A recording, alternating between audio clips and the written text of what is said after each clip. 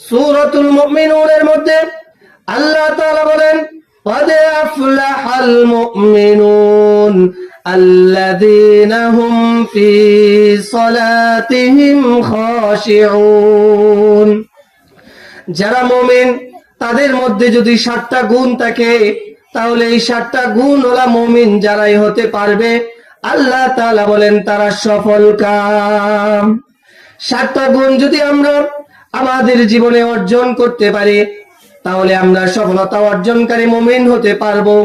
সফলতা অর্জনকারী মুমিন হলে আমাদের জন্য কি পুরস্কার রয়েছে, আল্লাহ তাআলা এই সূরাতুল মুমিনুনের মধ্যে বলে দিয়েছেন, উলাইকা হুমুল ওয়ারিসুন আল্লাযীনা ইয়ারিসুনাল ফিরদাউস। আমরা জান্নাতুল ফিরদাউসে অংশীদার হতে পারবো।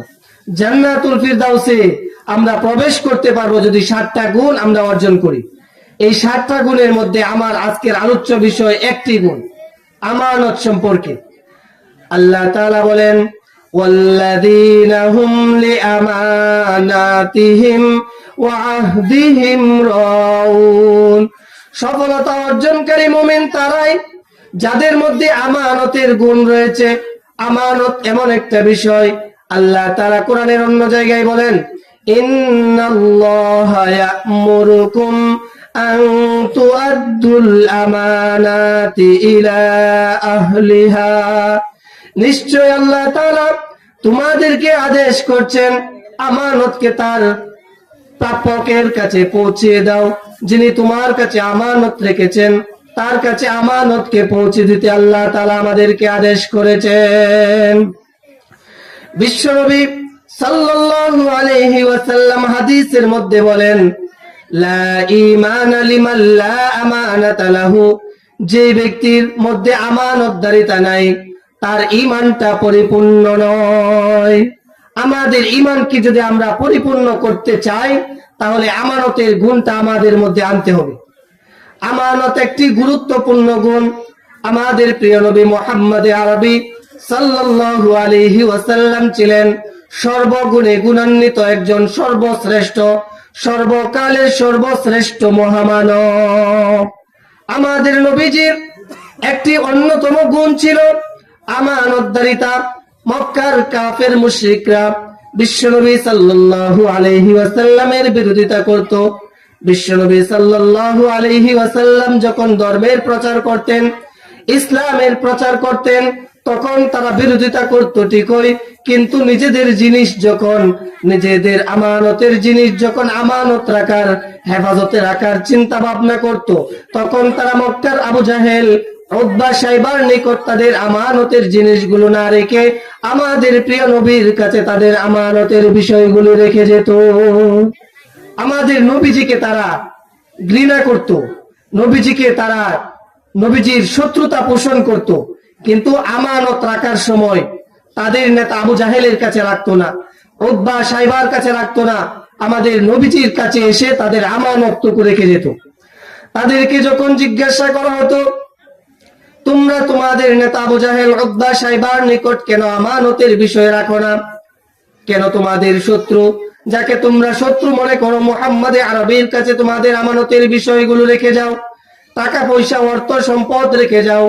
তখন তারা উত্তর দিত, আমরা আবু জাহেল, উতবা, শাইবাকে নেতা মানি ঠিকই, কিন্তু মুহাম্মাদুর রাসূলুল্লাহ সাল্লাল্লাহু আলাইহি ওয়াসাল্লামের কাছে আমরা আমানতের জিনিসগুলি রেখে যাই, কারণ উতবা, শাইবা, আবু জাহেলের নিকট যদি আমরা আমাদের আমানতগুলি রেখে যাই, তাহলে পরবর্তীতে সেগুলি আর আমরা পাবো না। তারা আমাদের আমানতের বিষয়গুলো আত্মসাৎ করে ফেলবে, নিজেরা খেয়ে ফেলবে। কিন্তু মুহাম্মাদুর রাসূলুল্লাহ এমন একটা গুণ রয়েছে, তার কাছে যত টাকা যেভাবে আমরা রাখবো, ফেরত দেওয়ার সময় ঠিক সেই টাকাগুলি, সেই নোটগুলি, সেই স্বর্ণ মুদ্রাগুলি আমরা ফেরত পাবো। আমাদের এই আত্মবিশ্বাস রয়েছে মুহাম্মাদুর রাসূলুল্লাহর প্রতি। এই জন্য আমাদের নেতার কাছে না রেখে আমরা যাকে শত্রু মনে করি, শত্রু মনে করতে পারি, কিন্তু মুহাম্মাদুর রাসূলুল্লাহর এই আমানতদারিতার গুণটাকে আমরা কখনো অস্বীকার করতে পারবো না। বিশ্বনবী ছিলেন আমানতদারিতার একজন সর্বোচ্চ পর্যায়ের লোক। বিশ্বনবী সাল্লাল্লাহু আলাইহি ওয়াসাল্লামকে মক্কার মানুষজন অত্যাচার নির্যাতন করতে শুরু করলো। দীর্ঘ 13টি বৎসর বিশ্বনবী অত্যাচারিত হয়েছেন, নির্যাতিত হয়েছেন। এক পর্যায়ে আল্লাহ তাআলার আদেশ পেয়ে বিশ্বনবী মুহাম্মদুর রাসূলুল্লাহ মক্কা ছেড়ে মদিনায় যাওয়ার জন্য প্রস্তুতি নিচ্ছিলেন। হিজরতের আদেশ এসে গেছে, বিশ্বনবী মক্কাতে আর থাকবেন না, মদিনায় চলে যাবেন, মদিনায় গিয়ে রাষ্ট্র গঠন করবেন। কিন্তু এদিক দিয়ে মক্কার কাফেরদের অনেক আমানতের বিষয়, আমানতের টাকা পয়সা, অর্থ সম্পদ, স্বর্ণ মুদ্রা বিশ্ব নবীর কাছে ছিল। নবীজি এগুলো তাদের কাছে কিভাবে ফেরত দিবেন? কারণ আল্লাহ তাআলা নবীজিকে আদেশ করেছেন নবীজি যাতে অতি সংগোপনে গোপনে গোপনে হিজরত করে মক্কা ছেড়ে মদিনায় চলে যান। কারণ মক্কার কাফেররা যদি জানতে পারে নবীজি চলে যাবেন মক্কা ছেড়ে, তাহলে নবীজির উপর তারা আক্রমণ করে বসবে। এই জন্য আল্লাহ তাআলা আদেশ করেছেন গোপনে যাতে হযরত আবু বকর সিদ্দিক রাদিয়াল্লাহু তাআলা আনহুকে সঙ্গে নিয়ে নবীজি মক্কা ছেড়ে মদিনায় চলে যান। এই জন্য বিশ্বনবী মুহাম্মদুর রাসূলুল্লাহ সাল্লাল্লাহু আলাইহি ওয়াসাল্লাম যে রাতে মক্কা ছেড়ে মদিনায় হিজরত করবেন, সেই রাতে হযরত আলী রাদিয়াল্লাহু তাআলা আনহুকে বিশ্বনবী কাছে ডাকলেন। আলী রাদিয়াল্লাহু তাআলা আনহুকে বিশ্বনবী ডেকে বললেন, আলী, মক্কার মানুষ আমার উপর অত্যাচার করে নির্যাতন করেছে, আবার ওদিক দিয়ে তারা আমার কাছে অনেক টাকা পয়সা আমানত রেখেছে। আমি তো আল্লাহর নবী, আমি তো সত্য নবী, আমি তো কখনো তাদের আমানতদারের খেয়ানত করি নাই, তাদের আমানতের খেয়ানত কখনো করি নাই। এখন তারা আমাকে মেরে আমার উপর অত্যাচার নির্যাতন করেছে, আমি চলে যাচ্ছি, তারপরেও আমি সত্য নবী হিসাবে তাদের আমানতের বিষয়গুলোর খেয়ানত করতে পারি না। হযরত আলী, তোমার কাছে এই টাকা পয়সাগুলো, এই অর্থ সম্পদ গুলো রেখে গেলাম। আমি মক্কা ছেড়ে মদিনায় চলে যাওয়ার পর মানুষ যখন আসবে আমানতের বিষয়গুলো নেওয়ার জন্য, টাকা পয়সাগুলো নেওয়ার জন্য, তখন তুমি এই আমানতের বিষয়গুলো তাদের প্রাপকের নিকট সঠিকভাবে পৌঁছে দিয়ে তুমি মদিনায় চলে আসবে। হযরত আলী বিশ্বনবীর হিজরতের 3 দিন পরে হিজরত করেছেন। 3 দিন সময় লেগেছে এই সম্পদগুলো তাদের প্রাপকের নিকট পৌঁছে দিতে। আমরা যদি হতাম, আমার কাছে একজন মানুষ কিছু টাকা আমানত রেখেছে, আবার আমার উপর অত্যাচার নির্যাতন করে আমি দেশ ত্যাগ করে চলে যাব, তখন আমি কি তার টাকা পয়সাগুলো দিয়ে যেতাম? না, আমি আরো শত্রুতা পোষণ করে বলতাম, আমার উপর অত্যাচার করো, নির্যাতন করো, আবার তোমার টাকা আমি তোমাকে দিব না, তোমার টাকা নিয়েই আমি বিদেশে পলায়ন করব।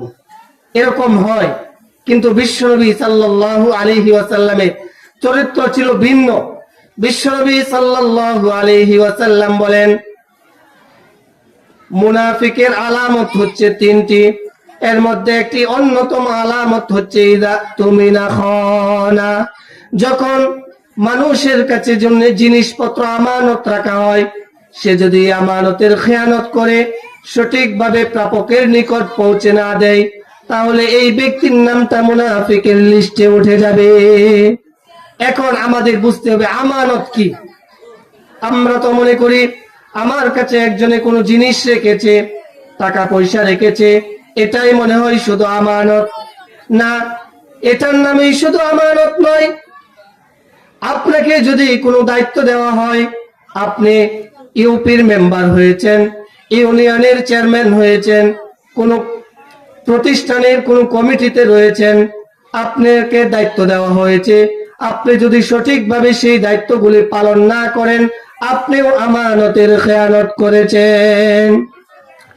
আমাকে আপনাকে আল্লাহ তাআলা বিভিন্ন অঙ্গ প্রত্যঙ্গ দিয়েছেন, হাত দিয়েছেন ধরার জন্য, চোখ দিয়েছেন দেখার জন্য, কান দিয়েছেন শোনার জন্য, নাক দিয়েছেন ঘ্রাণ নেওয়ার জন্য, 2টি পা দিয়েছেন হেঁটে বিভিন্ন জায়গায় যাওয়ার জন্য। এগুলিও আল্লাহর পক্ষ থেকে আমানত।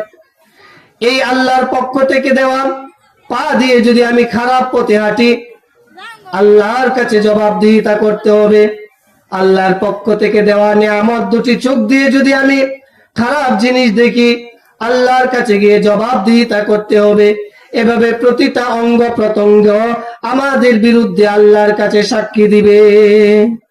এই জন্য আমরা আমাদের অঙ্গ প্রত্যঙ্গগুলো সঠিকভাবে ব্যবহার করব। আল্লাহ তাআলা আমাদেরকে 5 ওয়াক্ত নামাজ দিয়েছেন। যারা ধনী মানুষ তাদের উপর হজ ফরজ করেছেন, তাদের উপর যাকাত ফরজ করেছেন। এগুলিও আল্লাহ তাআলার পক্ষ থেকে আমানত। আপনাকে কোনো অফিসে চাকরি দেওয়া হয়েছে, সকাল 10টা থেকে বিকাল 4টা পর্যন্ত থাকতে হবে।